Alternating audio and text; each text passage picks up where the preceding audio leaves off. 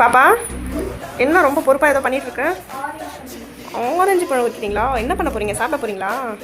ம், ஜூஸ் போட போகிறீங்களா? என்ன ஜூஸ் போடுறீங்க? போட்டு நீ மட்டும் குடிக்க போறியா? 3 பேருக்கும் போடுறியா? சரி சரி, உரி உரி. குடிக்க ஆரம்பிச்சு பழகுது. அதான் சரி, முடிச்சுட்டு அதுங்காட்டியும் இவ்வளோ சூப்பர் ஃபாஸ்ட்டாக உரி இருக்கும் இருக்கும். உனக்கு பிடிச்ச வேலையாச்சு. இந்த வேலையெல்லாம் என்ன விட மாட்டேன் தானே, நீயே உட்காந்துக்குவ அப்படியே அழகா. புரி மண்டையை உடைக்கிற மாதிரி ஒன்று. இன்னும் இதை எடுத்து வச்சு உட்காந்துக்கிற ஜூஸ் போட போறேன்ட்டு. இதில் போட்டு எப்படி அரைச்சி முடிக்கிறது? மிக்சிங் ஏன் போடல? ஐயோ ஐயோ ஐயோ, இது யாருக்குமே தெரியாது பழகுது. ஓ, இந்த மூட்டை பூச்சியை கொள்வதற்கு நவீன மிஷின் மாதிரி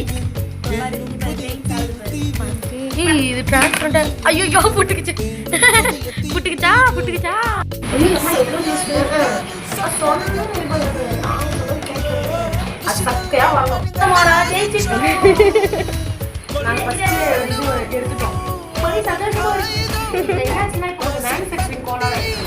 மேனுஃபேக்சரிங் டிஃபெக்டா?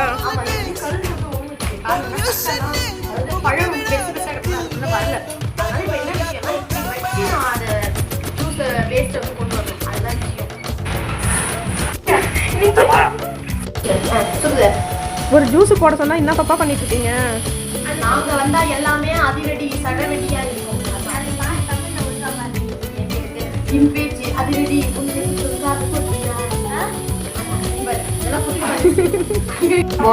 பார்த்தீங்கன்னா இன்னொரு ரவுண்டு ஜூஸ் எடுத்துக்கலாம். அது இன்னும் புழியணும். இருந்தாலும் நான் அதை இப்படியே ஊற்றிடுறேன்.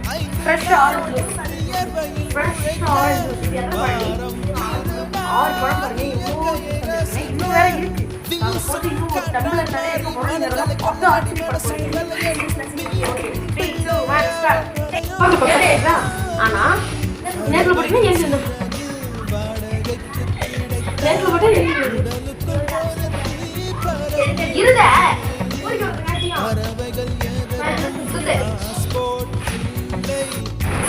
டான்ஸ் ஆடிட்டே இருங்க.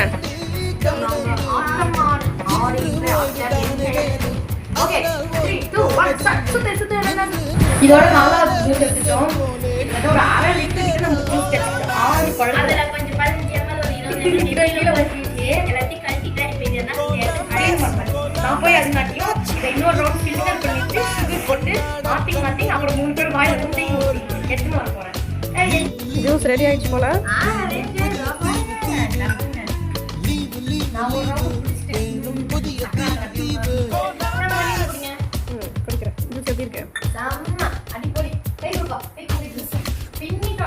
நம்ம அடிச்சது ஜூஸ் போடல. யாராவது முடியுமா? ஓகே.